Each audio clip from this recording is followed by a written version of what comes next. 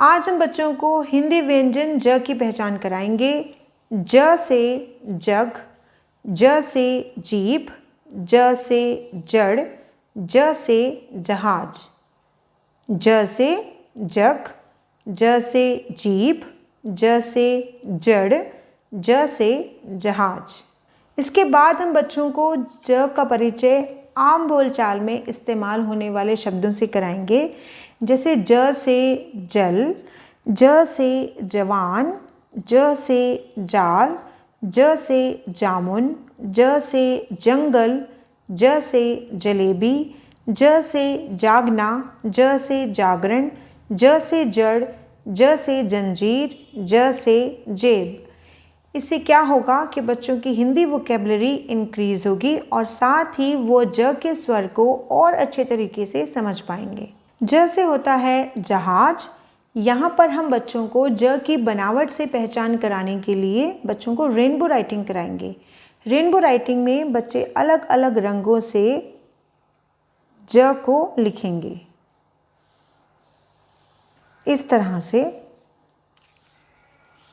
तरह से बार बार ज को अलग अलग रंगों से लिखने से बच्चे ज की बनावट को बहुत अच्छे तरीके से पहचान जाएंगे। ज की बनावट को और अच्छे तरीके से समझाने के लिए हम इस तरह से एक क्वेश्चन बच्चों को देंगे, जिसमें हमने एक वर्ग पहेली बनाई है और उसमें हमने बच्चों को ज पर घेरा लगाने के लिए कहा है।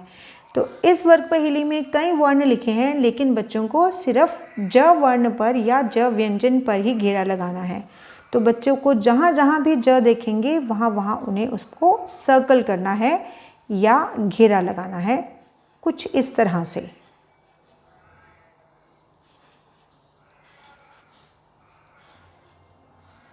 अगले प्रश्न के लिए हम बच्चों को इस तरह से एक वर्ग पहेली बनाकर उसमें ज से आरंभ होने वाले शब्दों को छुपा देंगे और बच्चों को उन्हीं शब्दों को सर्कल करना है जो ज वर्ण से या ज व्यंजन से आरंभ होते हैं, जैसे जब, जाल, जात, जाली, जनक, जूता, जामुन। बच्चे पूरा शब्द पढ़ नहीं पाएंगे, लेकिन उन्हें आरंभिक व्यंजन को या आरंभिक वर्ण को देखकर ही पूरे शब्द को सर्कल करना है।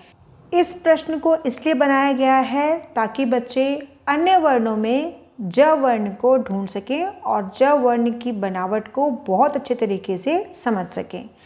अब हम बच्चों को सिखाएंगे कि ज वर्ण को लिखना किस तरीके से है। उसके लिए आप शुरुआत में बच्चों को इस तरह से बॉक्स बनाकर दीजिए।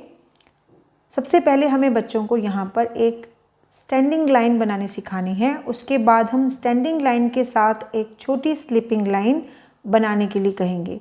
उसके बाद हम इस छोटी स्लिपिंग लाइन के साथ हाफ कर्व बनाने के लिए कहेंगे और फिर अंत में हम इस तरह से बच्चों को पूरा ज बनाने के लिए देंगे।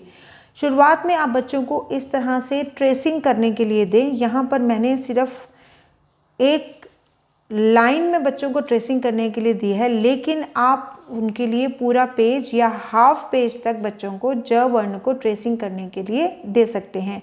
एक बार जब बच्चे ज की बनावट पर अच्छी तरह से पेंसिल चलाना सीख जाएं, उसके बाद उन्हें इस तरह से हिंदी की 5 लाइन नोटबुक पर आप ज बनाना सिखाएंगे।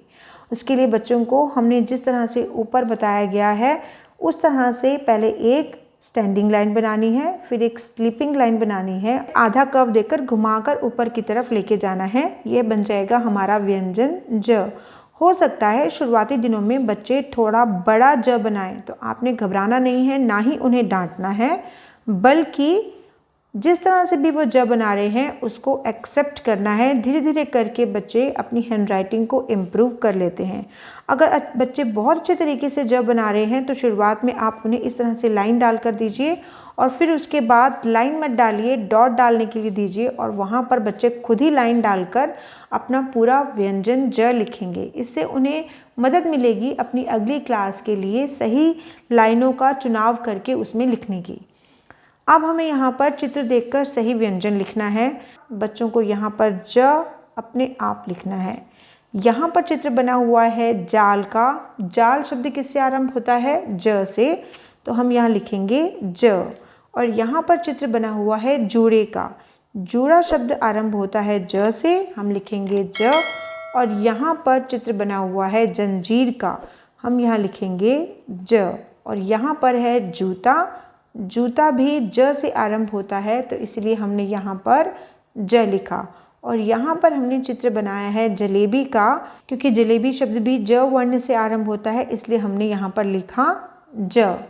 उम्मीद है यह वीडियो आपके लिए हेल्पफुल रहा होगा। अगर इस तरह से आप बच्चों को हिंदी व्यंजनों की पहचान कराएंगे तो हिंदी व्यंजनों की पहचान उन्हें बहुत अच्छे तरीके से हो जाएगी और वह उन्हें भूलेंगे नहीं।